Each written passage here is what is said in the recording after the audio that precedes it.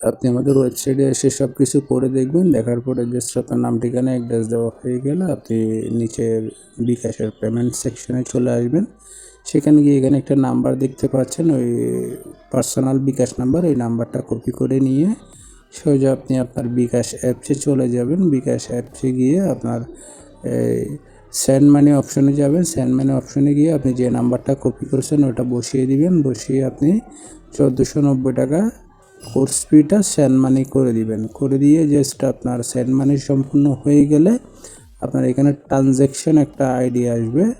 স্টেটমেন্টে চলে যাবেন আগে। স্টেটমেন্ট, এখানে পাখির মতো লোগো, এখানে গিয়ে আপনার স্টেটমেন্টে আসবেন। স্টেটমেন্টে এসে আপনি যে টাকাটা পাঠিয়েছেন ওটার উপরে ক্লিক করবেন। ক্লিক করে এইখানে দেখেন ট্রানজ্যাকশন আইডি, এটার উপর কপি করলে এটা কপি হয়ে যাবে। ক্লিক করলে কপি হয়ে যাবে। কপিটা কি করবেন, আগে আপনার যে নাম্বার থেকে আপনি টাকা পাঠাইছেন ওই নাম্বারটা দিবেন, অর্থাৎ আপনার বিকাশ নাম্বারটা এখানে বসাবেন। জাস্ট বিকাশ নাম্বার বসানো হয়ে গেলে আপনি ট্রানজ্যাকশন আইডিটা নিচে বসিয়ে দিবেন। বসিয়ে দিয়ে দেন আপনার রেজিস্ট্রেশন কনফার্ম নামে ক্লিক করবেন। আপনার রেজিস্ট্রেশনটা সম্পূর্ণ হয়ে যাবে।